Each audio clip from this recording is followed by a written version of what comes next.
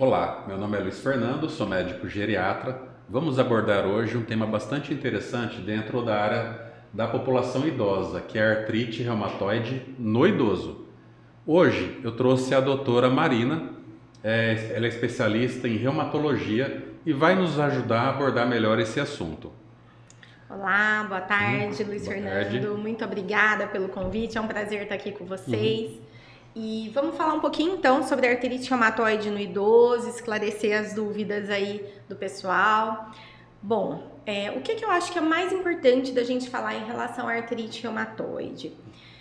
Primeiro, que a doença reumatológica inflamatória é mais prevalente no idoso. Então, é uma coisa que a gente sempre precisa pensar nessa doença quando o paciente idoso chega pra gente com queixa de dor. E o que acontece? Esses pacientes, até 2% da população acima de 60 anos pode ter o quadro de artrite reumatoide no idoso.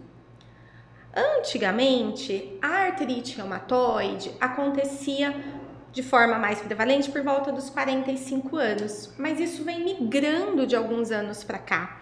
Então, hoje a gente fala que os casos novos de artrite reumatoide, até 30% desses casos são em pacientes acima de 60 anos de idade. Então, tem uma prevalência bem importante, né? E o que é, então, a artrite reumatoide e a artrite reumatoide no idoso? Isso.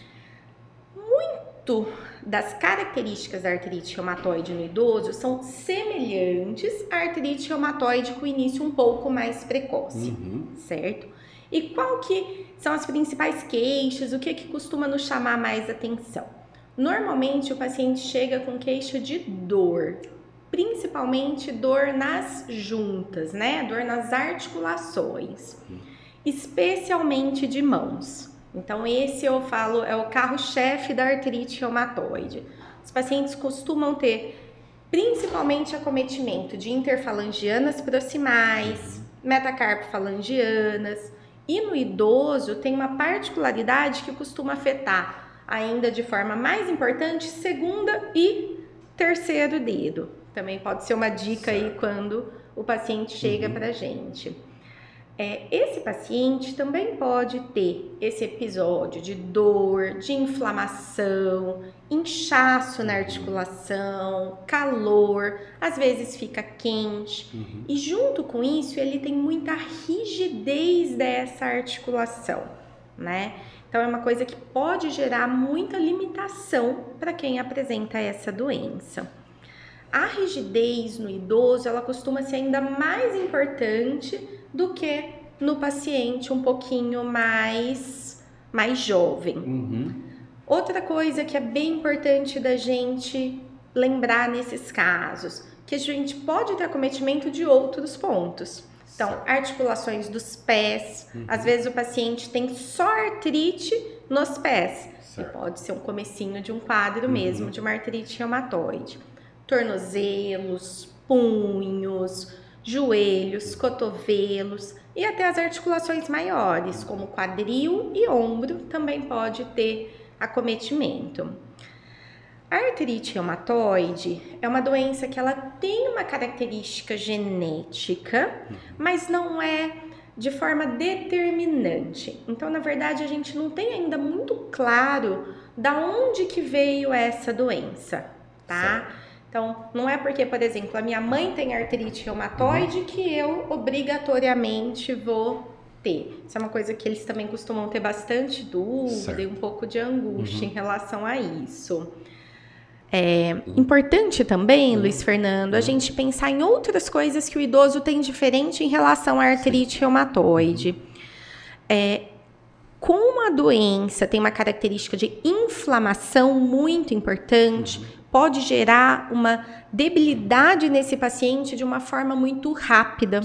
Então, esse paciente pode apresentar até uma anemia associada a artrite reumatoide, outras coisas. Às vezes o paciente pode desenvolver um quadro depressivo por conta daquela dor e gera uma limitação social e funcional para esse paciente muito importante. Daí a necessidade de um diagnóstico rápido, precoce e do tratamento adequado para que esse paciente retorne o mais rápido possível para suas atividades de vida habitual e não fique com sequelas, né? Porque o idoso ele acaba tendo uma perda de massa óssea, uma perda de massa muscular muito mais rápido do que o paciente um pouco mais jovem, pensando na mesma inflamação da mesma articulação.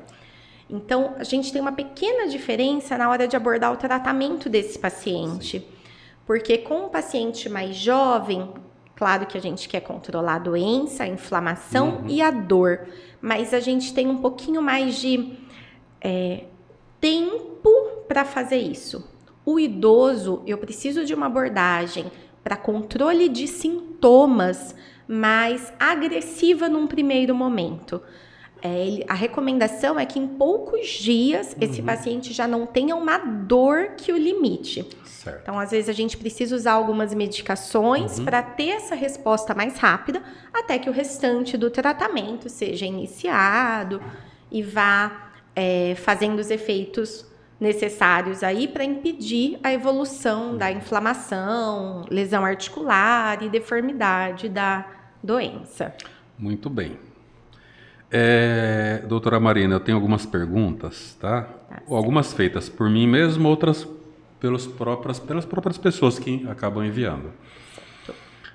A primeira, doutora Marina, quais são os principais sintomas assim que eu devo me preocupar com o meu corpo? Dói mais o ombro, a coluna? Qual a parte do corpo que a doença mais acomete? É a mão mesmo? Normalmente, a maior parte dos pacientes, a principal queixa é em mãos e punhos. Certo. Essas são as principais queixas. Mas o idoso tem a particularidade de poder ter mais acometimento também de ombros e quadril, né? Especialmente a rigidez matinal.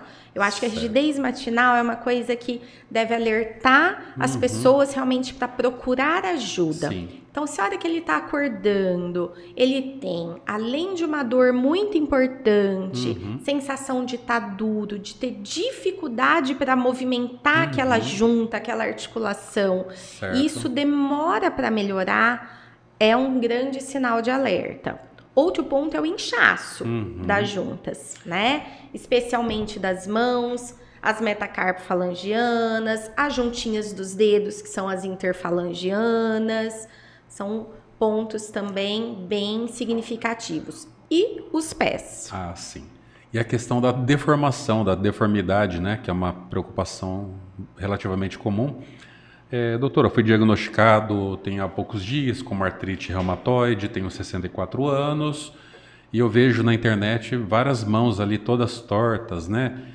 Mesmo tratando direitinho, fazendo lá tratamento medicamentoso e o não medicamentoso associado, a chance de chegar num grau de deformidade é zero, existe, mas é pouca, como é que fica? Olha, hoje em dia nós temos muitos recursos para tratamento da artrite reumatoide. Certo. Então, dificilmente eu vou ter um paciente com uma deformidade grave secundária à artrite reumatoide. O que acontece? Alguns tipos de artrose, que a gente também pode chamar de osteoartrite, às vezes isso gera uma pequena confusão, dão deformidade. Certo. Tá certo? Mas pensando na doença artrite reumatoide, com um diagnóstico adequado e tratamento, a chance de evoluir para deformidade hoje é mínima. Raríssimos casos acontece hoje em dia. Ok. Uma outra pergunta aqui, doutora Marina. O tratamento natural. Estamos falando aqui de cúrcuma, estamos falando aqui de outros fitoterápicos. Né? Tem algum estudo recente falando que a curcumina pode ajudar, não numa cura, tá? Mas numa amenização de dor, numa diminuição de deformidade, não como tratamento único, mas como tratamento adjuvante?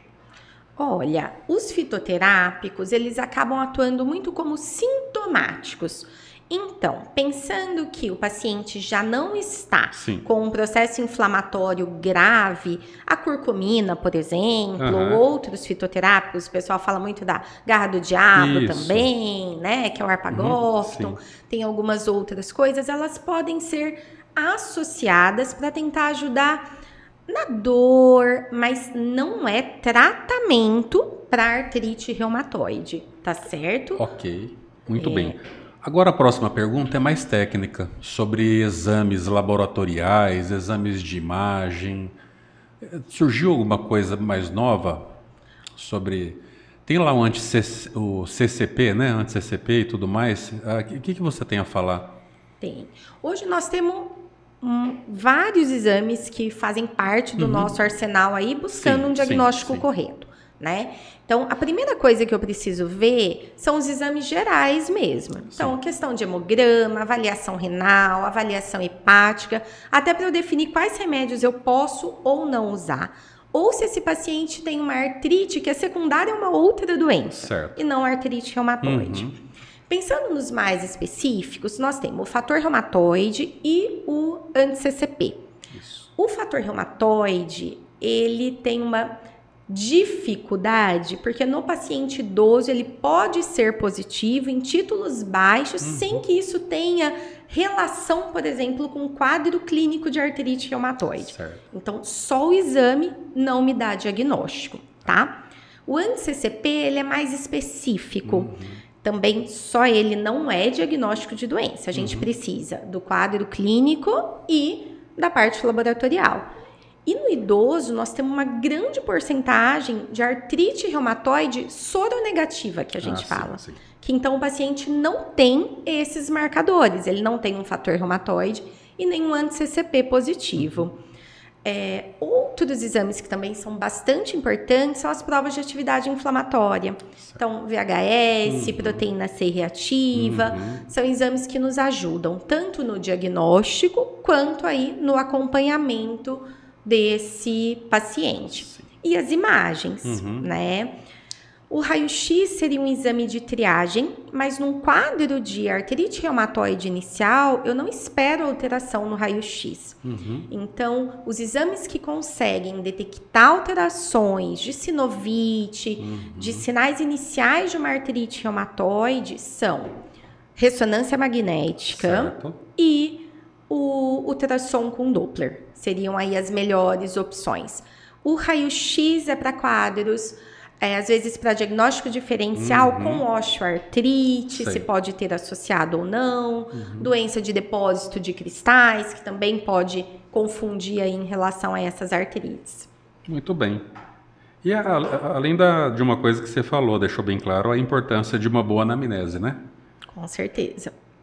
História clínica bem feita e exame físico. Sim. Sem isso, Sempre não foi tem mandatório, exame né? que resolva. Bom, sobre as causas genéticas, você já abordou aqui. Foi uma das perguntas que foram feitas. Certo. Bom, terapia ocupacional e fisioterapia, que seria o tratamento não medicamentoso. O que a literatura médica atual fala a respeito dessa colaboração? Olha, a parte da terapia física, né, da fisioterapia é essencial, tanto para ajudar o paciente no controle daquele processo inflamatório numa fase mais aguda, então, para medidas de analgesia, e num segundo momento, o fortalecimento muscular é essencial para a reabilitação daquele paciente. E a terapia ocupacional acaba entrando associado, porque muitas vezes o paciente não tem uma doença só. Então, ele não tem só artrite reumatoide. Ele pode ter uma artrite reumatoide e uma tendinite do ombro com rotura de tendão, por exemplo, ou uma artrose nas mãos, já com uma deformidade pela artrose, em cima fazer uma artrite reumatoide. Exato. E aí a terapia ocupacional ajuda muito com as medidas que ajudam esse paciente na adaptação para as atividades dele de vida diária e para a reabilitação. E a terapia física é essencial para melhorar a qualidade de vida desse paciente e retorno para as atividades dele de dia a dia. E tem até alguns estudos, se não me engano, que falam sobre a prática de exercício físico, por exemplo, vou dar exemplo, natação associado à musculação e dança de salão, por exemplo, ao longo da vida, reduz os riscos ou adia o aparecimento de sintomas? Sim, a atividade física, ela é anti-inflamatória de forma geral, né? Então, com isso, a gente consegue controlar uma parte dos sintomas de dor e de inflamação com atividade física. Não é o único tratamento da doença, não cura a artrite, mas é essencial no tratamento. E um ponto que eu acho que é importante, que eu acabei me esquecendo de falar, Luiz Fernando, é de tabagismo, tá? O tabagismo é um fator de risco para artrite reumatoide, independente de ser no idoso ou não, e tem um pior prognóstico. O paciente que fuma, ele responde menos ao tratamento do que o paciente que não fuma. Ele tem uma doença mais grave. Então, além de todos os fatores, né, que a gente conhece muito bem, os pacientes também, que indicam uma cessação do tabagismo com diagnóstico de artrite reumatoide, isso é mandatório. Então, para vocês verem, a questão do tabagismo não é só a questão do pulmonar, né? Então, atinge até a questão de artrite reumatoide e outras inúmeras doenças. Com certeza. Né? E uma última pergunta aqui, Marina, sobre a associação artrite reumatoide por si só, ela é capaz de, vamos dizer, entre aspas, atrair outras doenças?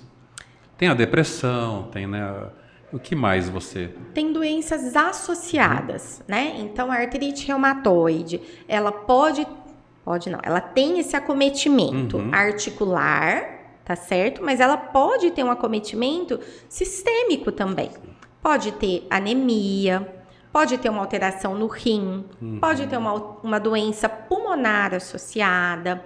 Existe grande associação da artrite reumatoide com uma outra doença autoimune, que é a síndrome de Sjögren, que é a síndrome seca, do olho e boca seco. Pode ter alguns tipos de inflamação dos vasos, que são as vasculites, com lesão de pele. Então, é bem amplo. Bem amplo. E lembrando que, mais uma vez, que o paciente, ele não é porque tem artrite reumatoide que não pode ter outras coisas. Não pode ter uma hérnia discal e que dá uma dor na coluna e que não tem a ver necessariamente com a artrite reumatoide, como eu já falei, a lesão do ombro, uma artrose de joelho, por exemplo, né? Então, isso é a importância de uma boa história clínica, do exame físico e de olhar mesmo o paciente como um todo para entender de onde está vindo cada queixa dele, cada limitação, para você poder intervir de uma maneira mais adequada. Na geriatria, o paciente aparece com um monte de doença. Então, a artrite reumatoide junto com hipertensão, junto com diabetes, junto com uma série de situações que o geriatra ali tem que ficar meio que peneirando as histórias e para definir um melhor prognóstico, tentar fazer que o paciente tenha o melhor prognóstico possível. Certeza. E muito obrigado pela participação. Obrigada, foi um prazer. Muito obrigado. Obrigada.